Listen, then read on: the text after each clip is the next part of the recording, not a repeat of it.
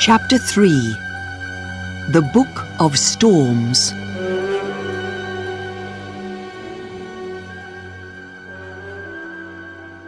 After Jukes finished writing his comments in the logbook, the captain arrived in the chart room, and it was Jukes's turn to go below deck.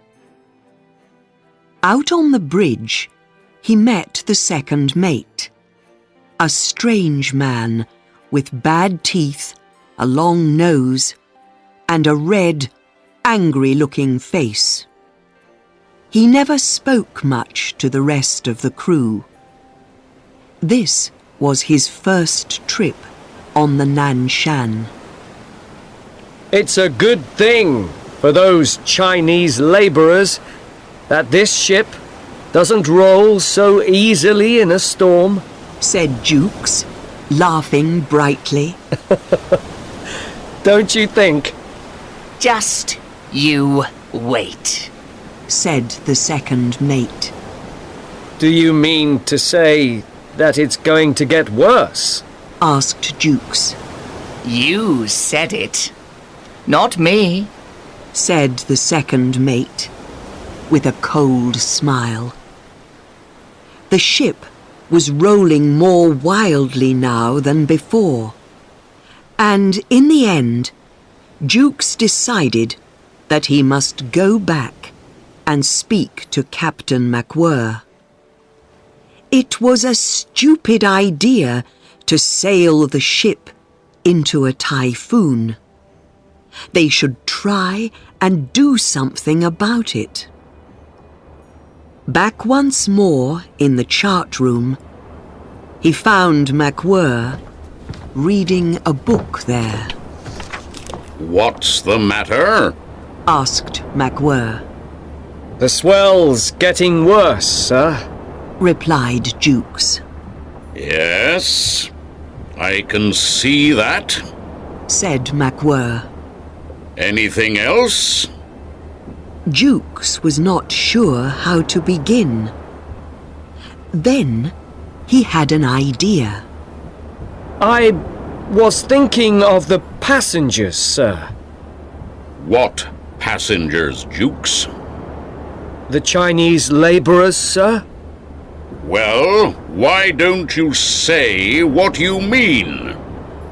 I've never heard anyone talk of Chinese labourers as paying passengers before. Ha! That's a good one. He laughed. And what about them?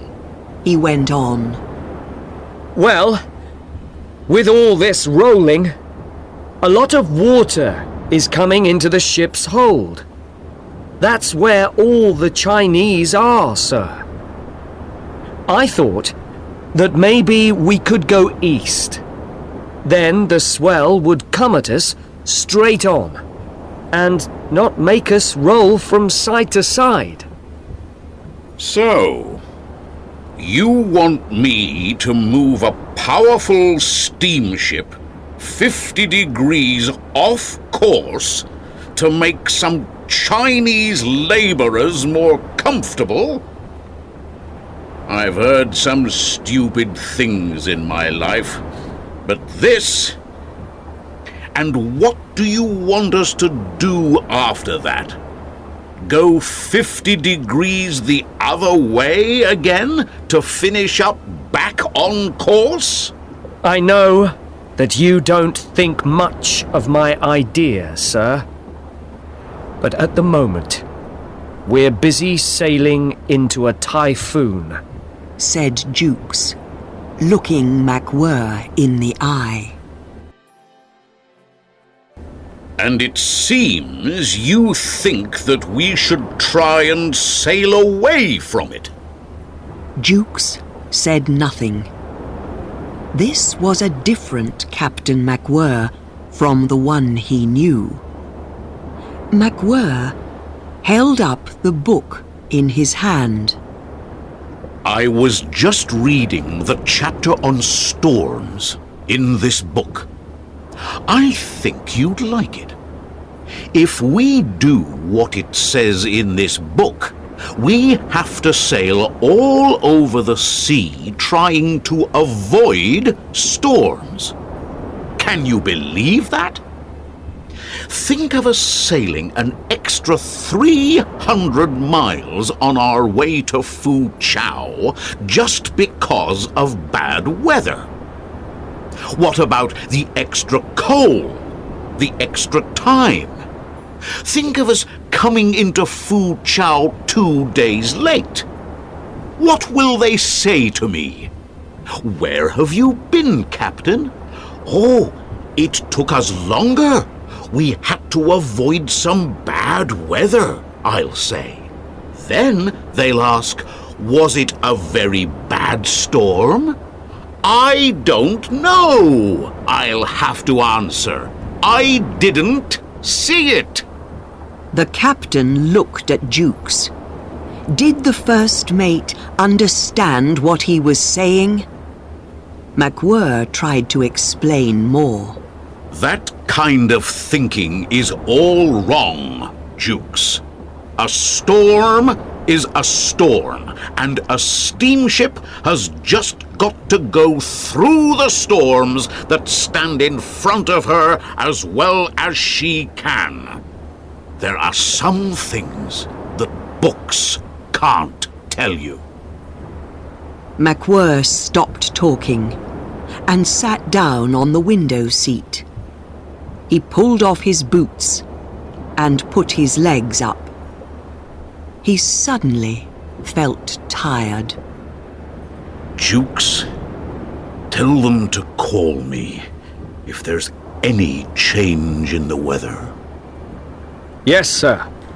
Answered the first mate, and with that, he walked out on deck again, closing the chart room door behind him. Captain Macwhirr closed his eyes. He was tired after all that speaking. Those 20 minutes of conversation with Jukes were all that he believed about the sea and sailing. Now, his head felt empty, and he could think of nothing. He opened his eyes some time later. What was that loud noise? Was it the wind? Why did no one call him? Just then, he saw Jukes's face at the open chart room door. The first mate was shouting something, but the captain couldn't hear him very well because of the wind. Started! This suddenly! 5 minutes ago! Cried Jukes. Macwhirr tried to put on his boots. This was not easy, because the ship was now moving from side to side very wildly. At last, they were on. Through the wind, Jukes heard the captain saying, I told you! Any change? Call me! Jukes tried to explain. Wind! Sudden! Northeast! Thought you... Sure! Here! Again, the wind carried away half his words before the captain's ears could catch them. We must try to stay on course for as long as we can, said Macwhirr. Suddenly, the Nan Shan went up over an enormous wave and ran deep down into the sea on the other side of it. Water flew over her sides. Jukes and Macwhirr couldn't see anything for some minutes. When they could see again, Jukes pulled at Macwhirr's arm and pointed up over their heads. Just then, all the stars went suddenly from before their eyes, and all that they could see was a heavy, cold, dark sky above them. Next chapter is coming soon. Please do subscribe my channel, Learn English by Storytelling.